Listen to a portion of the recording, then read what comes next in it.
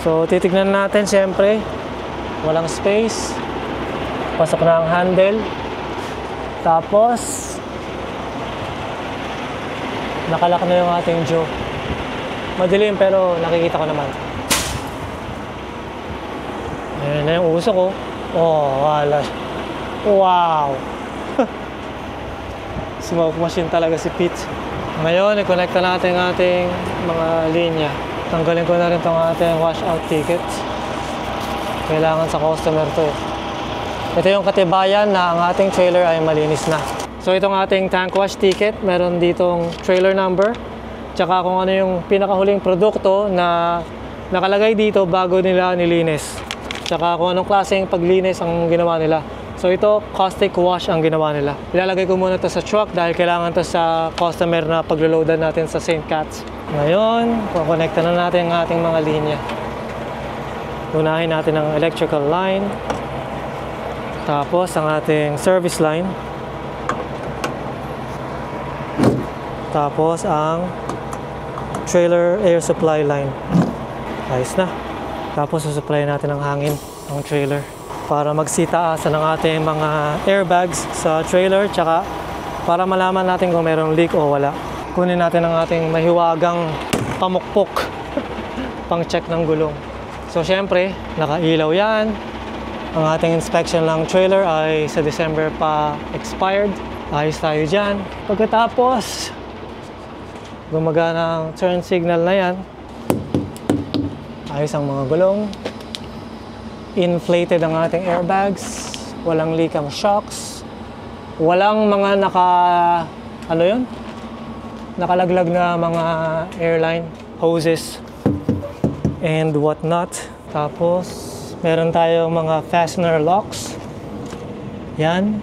Ngayon, mamaya ako tatrabahuin tong likod. Pero ang ating turn signals ay gumagana. Tapos, itaas muna natin ang ating legs. Dahil nakababa pa. Grabe yung usok ko. Kasi nga, nag-supply ng hangin sa trailer kaya nag-cut out na naman. So, meron ding fastener locks. Yung ating mga gulong dyan. Ayos na yan.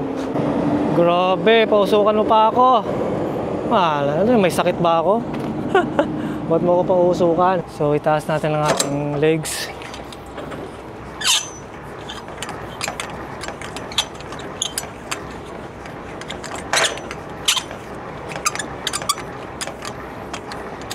Bagong-bago yung ating landing gear, man.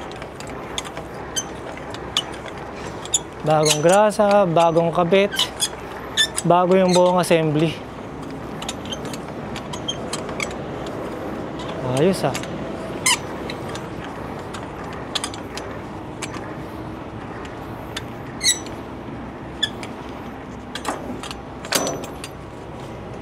Yan o, bagong-bago. Bagong grasa, tsaka bago yung buong assembly, man.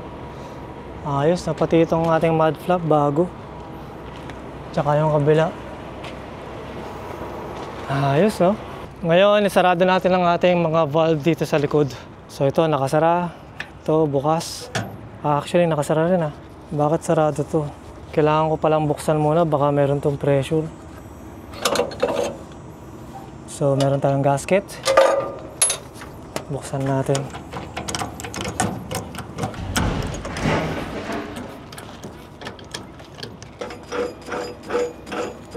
Ayos na, wala. Pwede na isara.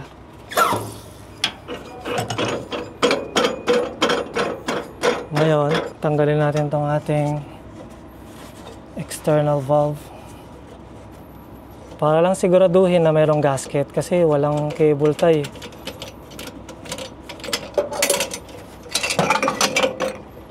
May gasket. At may gasket din tayo dito. Yung kulay puti na yan. So, ibalik na natin to.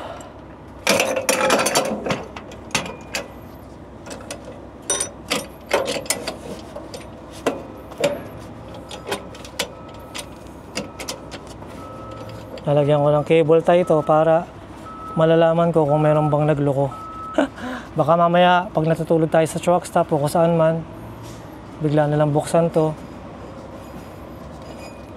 Tanggalin yung gasket yari tayo sa pag-unload, men.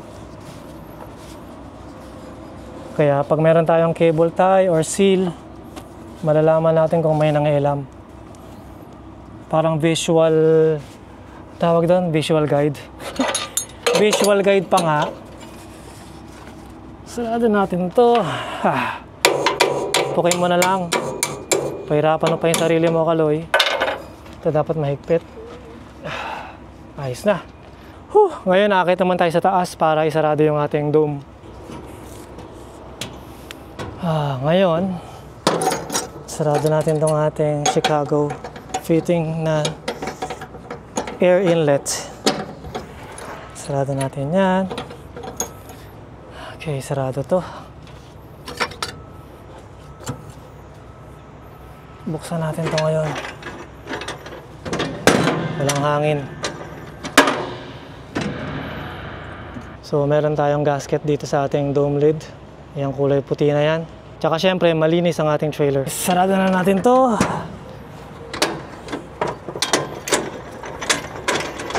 Ayos na.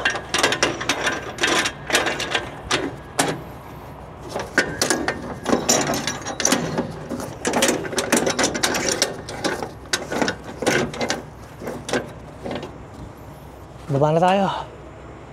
Ay, actually, check pala natin yung mga washout cap. Okay, dahan-dahan lang, men. Okay, mahigpit. Tapos yung kabila.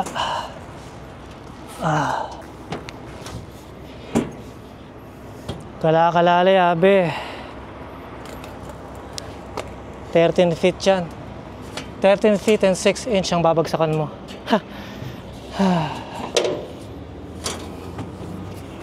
Baba na tayo dito, men. Baba na tayo. So, tapos na yung trabaho natin dito sa labas. So, lalagyan ko na lang ng cable tie yung ating external valve. Tapos, pwede na tayong lumarga. Pero bago tayo lalarga, buksan natin ang ating AC. Kasi medyo mainit. Grabe yung init, men. Pero, ito na yung ating cable tie. Kakabit ko lang to dito. Para lang siguradong walang manloloko. Kung nawala to, ibig sabihin, may nangialam. Ayos na yan. Yan lang naman yung mahalaga dyan. Ito, mamaya lalagyan nila ng seal itong ating cap. Customer na maglalagay ng seal niyan. Tsaka yung ating dome lid, lalagyan niya ng seal. Parang alanganin ako dito sa kadena na to. Pag umahampas-hampas dyan, baka mabasag. Kaya, pasok natin dito. Or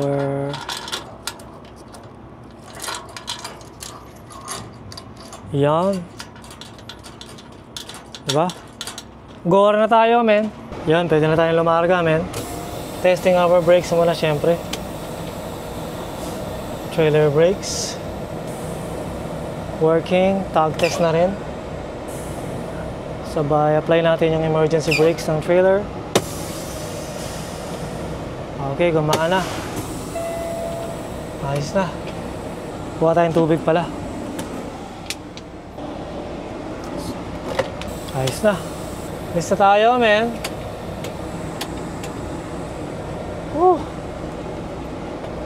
So, paano ba to? Dito muna kayo sa Codley, men.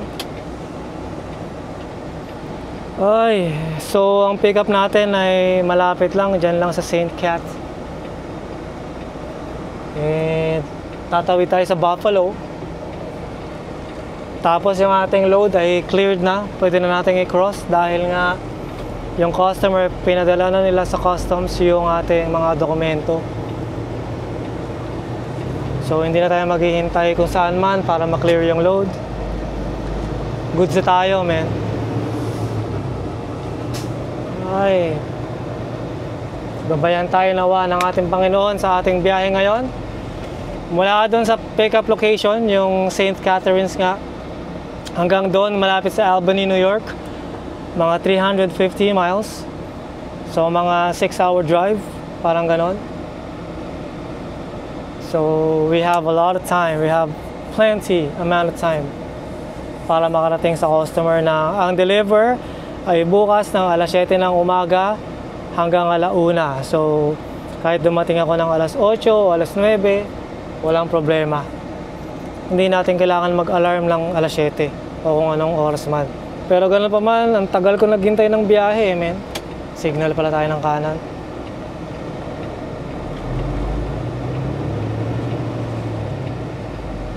Ganda ng takbo ni Pitch. Bagong oil change. Bagong mga filters. Bagong suspension. Sarap i-drive si Pete ngayon, men.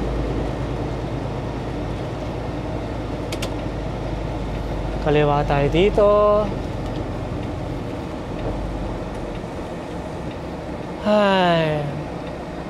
Ang kagandahan nga yung pick up natin yung sa St. Cat ay mga wala pang isang oras nandun na tayo sa border ng Buffalo.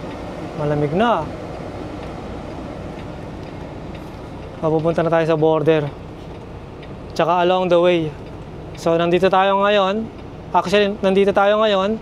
Nandito yung pick up and then nandito yung delivery. Parang isang diretsong linya lang. So kamusta ba kayong lahat dyan? Pasensya na pala kung medyo natagalan yung ating pag-upload ng video dahil unang-una nga yung ating internet ay napakabagal, pero ngayon nag-reset na, so pwede na tayo ulit mag-upload ng araw-araw. Araw-arawin na natin ulit to, men. Tapos pangalawa nga, parang 9 na araw tayo sa bahay o 8 araw tayo sa bahay, so wala masyadong ganap. Yung ginawa ko lang habang naka-off ay yung pag-inspect ng mga hoses, pero bukod doon wala naman naging interesting na ginawa, no? Sa bahay lang, tulong-tulong kay Quindy para mag-unpack ng mga gamit dahil nga lumipat, pero sana makaabot tayo sa light. Please, huwag ka muna mag-amber. Panis, mag-amber pa nga. Merong ano doon, red light camera. Nakuhanan kaya tayo nun? Huwag naman sana. Nakalagpas na ako sa linya nung nag-amber. Kaya okay lang yun. Ay, ganda naman ang panahon, men. Maaraw. Tsaka walang ulan, walang snow.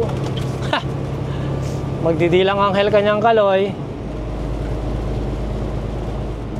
Pero ito palang lugar namin na to ay ang tinatawag na Oakville dito sa Ontario. At yung nakikita nyong pabrika na yan, yan po ang pabrika ng Ford manufacturer or manufacturing. Diyan po nila ginagawa yung mga sasakyan ng Ford dito sa Ontario. Karamihan, yan yung final assembly. Actually, hindi naman final assembly. Parang, ano bang tawag dyan? Kasi yung final assembly talaga sa States, no? So, dyan ginagawa yung mga ibang components, kagaya ng mga axles, yung part ng engine. So, dyan nila ginagawa. And then, dadalhin nila sa bandang London ba yun? Tapos, ibabalik nila sa Michigan, sa bandang Detroit nga. So, yun po yung, yung factory ng Ford. Dito na tayo sa left lane dahil mag-end yung right lane. Ano ba yung tubig natin? Inom tayong bag 2, men. Napagod ako dun, kahit konting trabaho lang.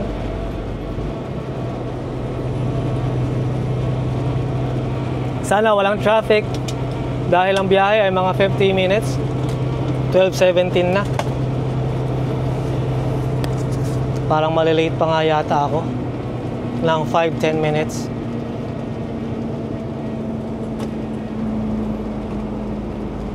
Wala namang traffic siguro kasi alas 12 ng tanghali. Kung meron man, mild lang, hindi heavy.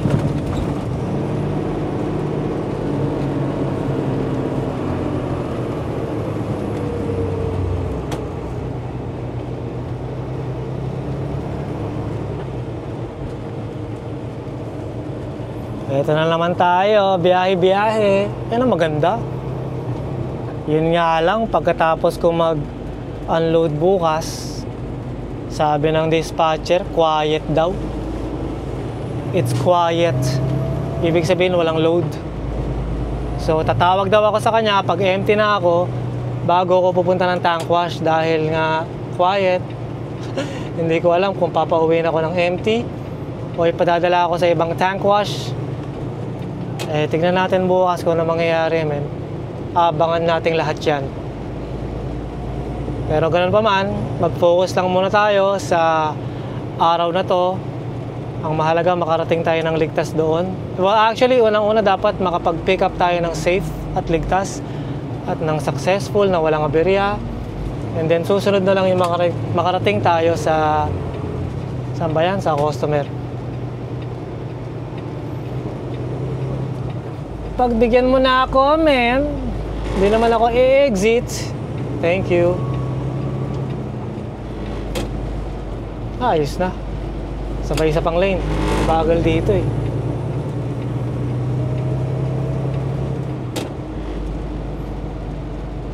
Parang gusto kong gamitin yung washer fluid kasi medyo maalikabok yung windshield. Gamitin ko na kasi hindi uulan eh. Oh. Parang maaraw masyado. Mamaya paglagpas ko dito sa truck na to. Ginagawa mo. Mag-merge yata yan. Naka-signal kanina eh. So mag-washer fluid na tayo. Wala bang mga kotse? Kasi ayokong may sprayan yung mga kotse sa mga gateway natin, no? Dahil nga baka madumihan yung mga sasakyan nila mamaya paglagpas nitong Chideng.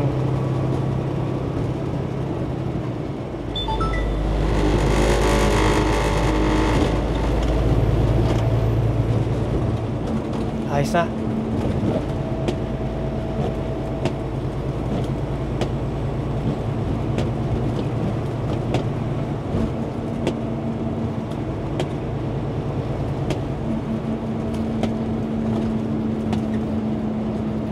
Medyo nawala yung alikabok. Ayos na yan.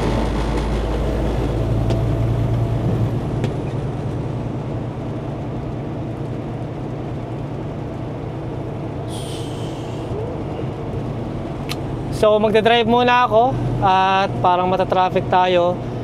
So i-cut ko na to sa customer, men. Lapit na tayo sa customer, men. Isang exit na lang.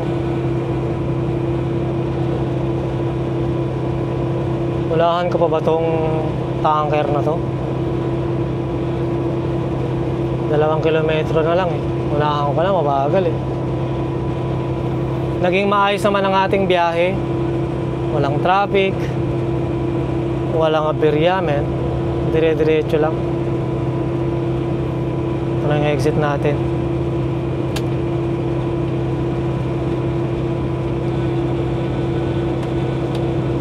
May mag-merge pa nga. Mag-merge ka namin. Bagal mo naman. Magbabagal pa ako para sa'yo talaga. Oh, yung ginagawa mo.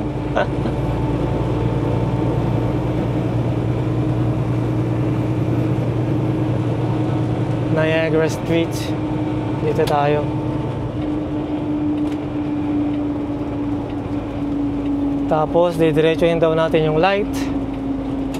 Tapos kakanan tayo sa Vine Street.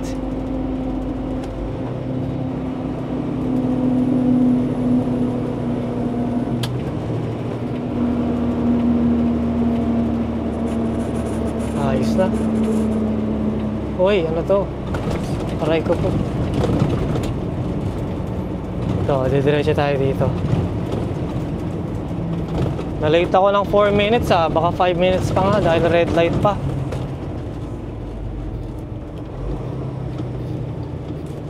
Ayos lang.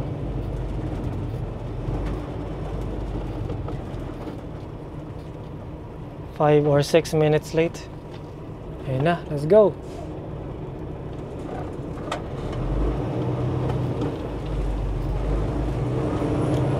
So sa inyo palang lahat na nanonood ng video na to, men. Welcome sa ating lahat dito sa St. Catharines, Ontario. Yun, oh. So, kakanan tayo sa Vine Street. Ito ba yun? Ito na nga yun. Bakit ang liit naman ng kalsada na to? Ayos lang yan. Sabi ng ating work order, kanan eh, di kanan. Ayos lang. Tapos kakaliwa na tayo. Ito na yung customer. Ay, late tayo ng 6 minutes ah.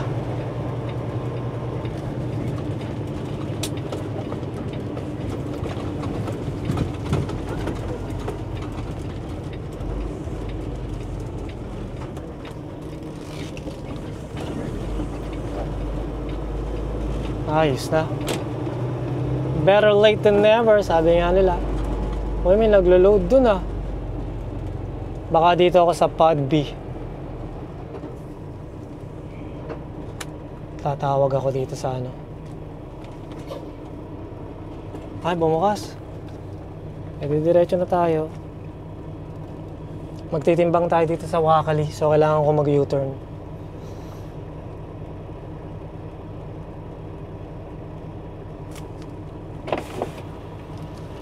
U-turn pa more. So bubuelo tayo dito sa bandang kanan. Dahil mag-U-turn nga tayo, no?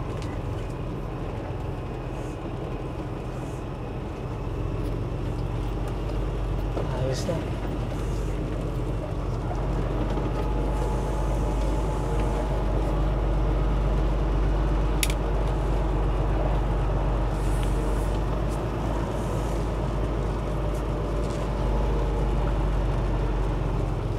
Sumobra yata ah.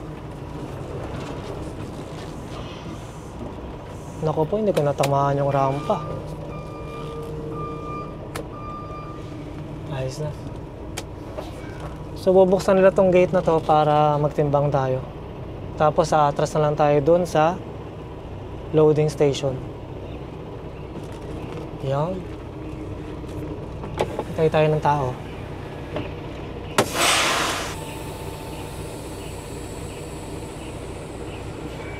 Ayos na.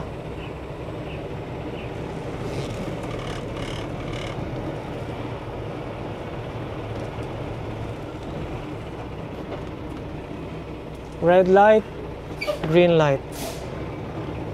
Ano to? Squid Game. So darating yung tao dito para i-print niya yung ating ticket. Maghihintay lang ako dito hanggang dumating siya. And then, tsaka tayo atras. Patayin muna natin yung makina pag nag-cut out.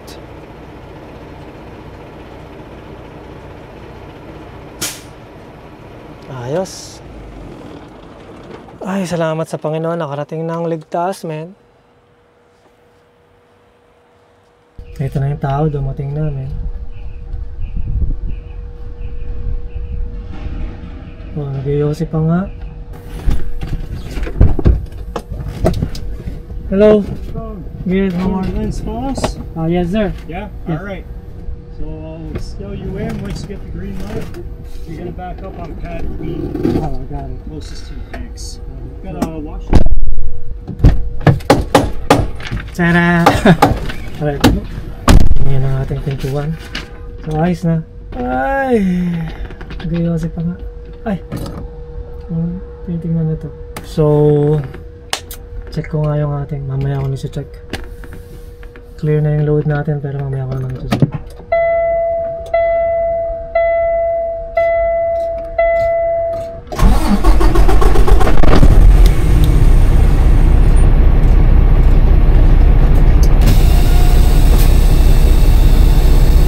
Happy. 4 ways on, man. Salamat kay Alexius. Siya yung nagsabi na pag umatras, kahit may tunog yung ating truck, dapat mag 4 ways. Para nga naman sa mga hindi nakakakita o nakakarinig.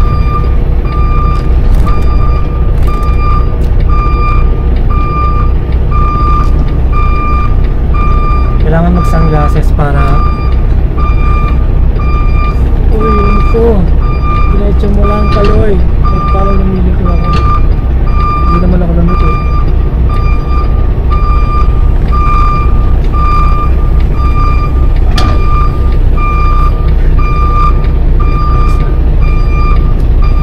May merong cone.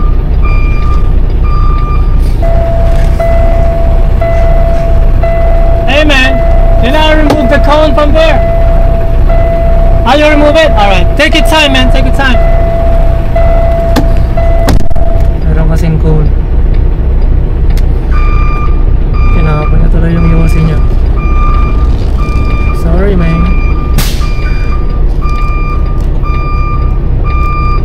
Thank you.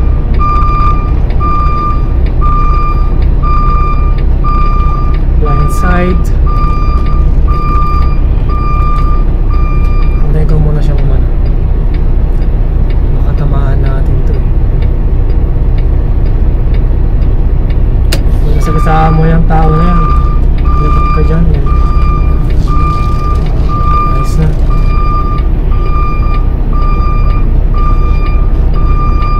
Blind side backing. Kay Pete walang problema ang blind side mo. Kitang kita eh.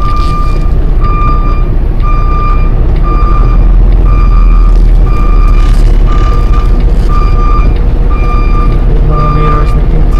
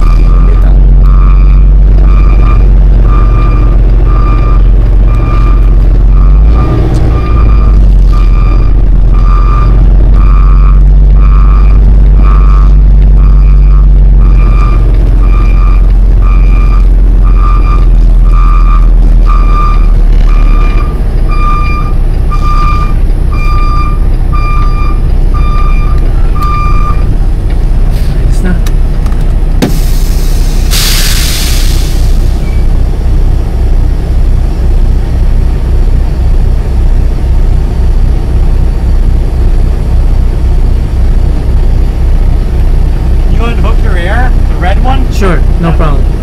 I'm gonna get you started. Thank you, boss.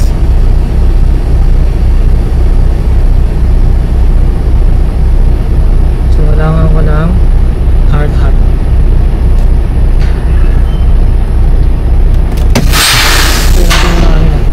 Hard hat. Dito muna kayo, men. Hindi ko kayo pwedeng isama sa labas. Ayos na.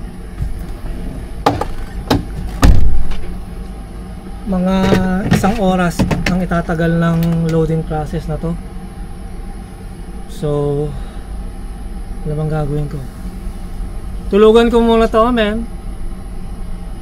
Mamaya na lang ulit siguro sa border. Cut ko na lang to sa border nga.